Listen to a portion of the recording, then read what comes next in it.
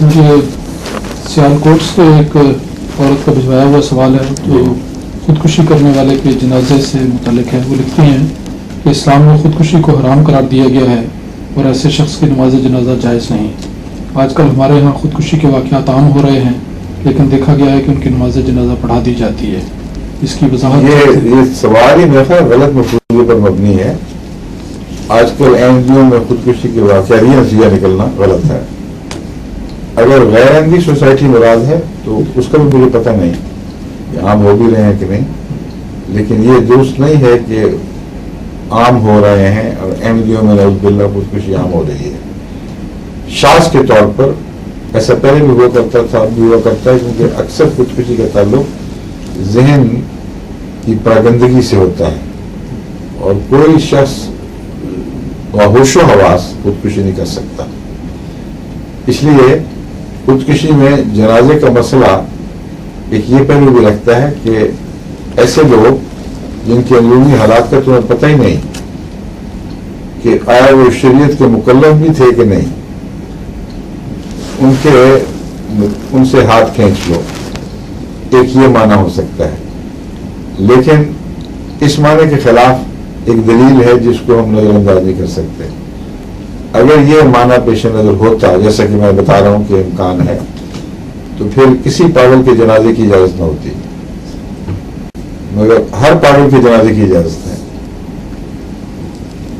اس لیے صرف یہ بات نہیں ہے، ان دونوں کا ایک آپس میں اختلاط ہے، اس سے ایک مسئلہ بنا ہے.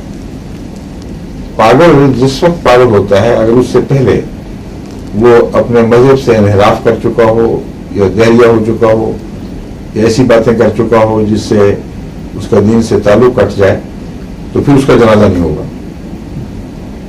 کیونکہ پاگل پن کی حالت اس کی پہلی حالت کے اوپر پردہ ڈال دیتی ہے، مگر ہمیں پتہ نہیں کہ اندر کوئی تبدیلی ہوئی ہے کہ نہیں. اللہ بھی تو جانتا ہے، پاگل کا کیا پتہ کہ بدلہ بھی ہے کہ نہیں. اس لیے اس کی نماز جنازہ پڑھی جاتی ہے اگر پہلے اس کے خلاف کوئی بات ثابت نہ ہو. مگر خودکشی کرنے والے کا پاگل پن اپنی ذات میں اس وقت ظاہر ہوا ہے جبکہ اس نے ایک بغاوت کا فیصلہ بھی کیا ہے اور الہی نظام کے خلاف سر اٹھایا ہے. زندگی اور موت خدا نے اپنے ہاتھ میں لی تھی، اس نے اپنے ہاتھ میں لے لی ہے. یہ بیک وقت واقعہ ہونا ہے، دو باتوں کا اکٹھا ہونا ہے.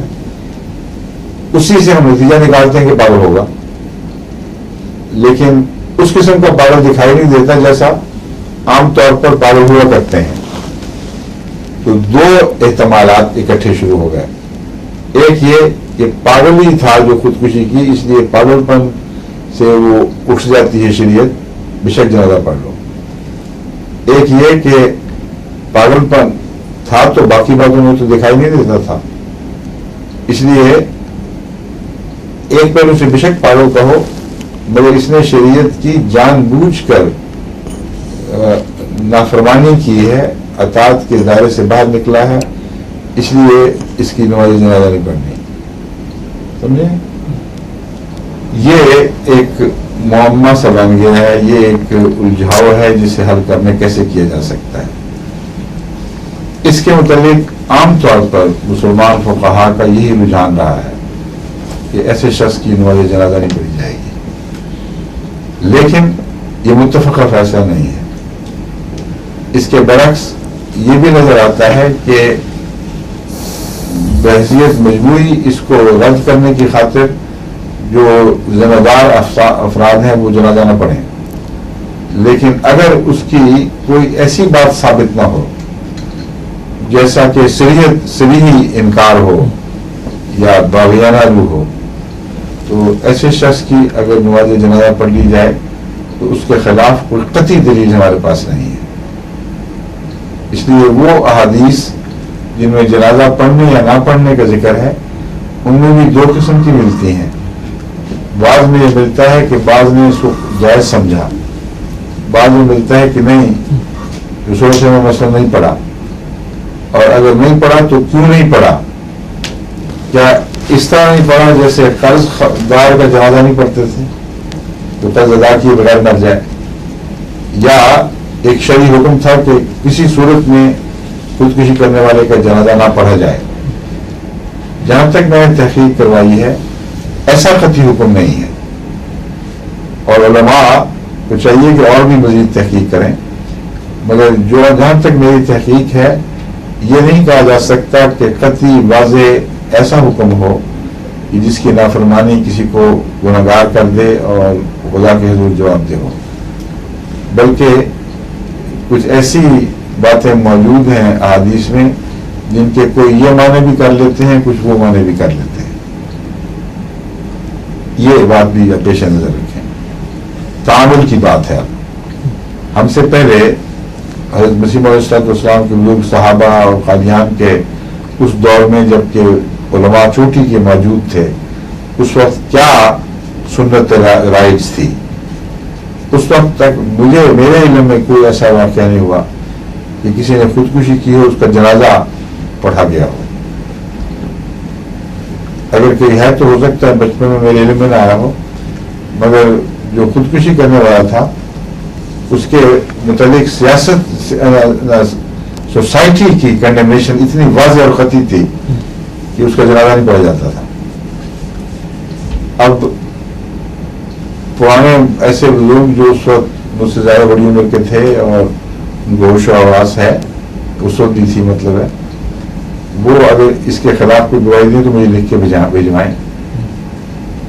लेकिन इसके बावजूद बात सूरतों में जब यह साबित हो कि बीमारी हद से ज़्यादा तकलीफ दे हो चुकी थी और उसको मरने वाले को अपने आप इख्तियार नहीं रहा था अपनी हालत पर, इस किस्म की चीज़ें जब हों तो फिर नरमी के गोशे भी निकाले जा सकते हैं, नामुमकिन नहीं है, मगर उनको इन अफराद पर नहीं छोड़ा जा सकता। एक दो जगह मैंने इजाज़त दी कि ये हालात हैं, बड़े दर्दनाक हैं, आप बेशक पढ़ने जनाजा, लेकिन निचले पैमाने पर, ताकि सोसाइटी का तायीद न हासिल हो सके, इसको महसूस हो कि इस अजीब को रुखसत किया गया दुआ के साथ, मगर बहसीत मजबूरी जमात ने इसको कबूल नहीं किया। अब तक जो हुआ है वो ये है। ये जो बता रही है नक्शे तो मेरे तसव्वुर में भी नहीं आ सकता कि नज़ालिक खुदकुशी आम हो रही हो और फिर हर एक जनाजे पढ़ रहा हो। ये नाजायज़ बात है, दुरुस्त नहीं है। जब भी जनाजे का इस्तिस्ना करना होगा, ये निज़ाम जमात का काम है कि वो करे, और अफराद को ये हक नहीं है कि वो खुद करें, सिवाय इसके कि कथित तौर पर साबित हो जाए कि आन सल्लल्लाहु अलैहि वसल्लम की सुन्नत में सुन्नत से पता चलता है कि दोनों तरह जायज़ है। अगर ये साबित हो जाए तो फिर हम किसी के अखलाक को रोक नहीं सकते कि निज़ाम जमात की इजाज़त के बगैर जनाजा न पढ़ो। लेकिन अगर ये सूरत साबित ना हो और इस्तिस्ना चंद हो सिर्फ और मखसूस हालात में हो, तो फिर लाजिमन ऐसे मरने वाले के अखलाक को निज़ाम जमात से रुजू करना चाहिए, उनसे इजाज़त लेकर फिर जनाजा पढ़ना चाहिए, वरना फिर सारा निज़ाम अफसर तफरी फैल जाए।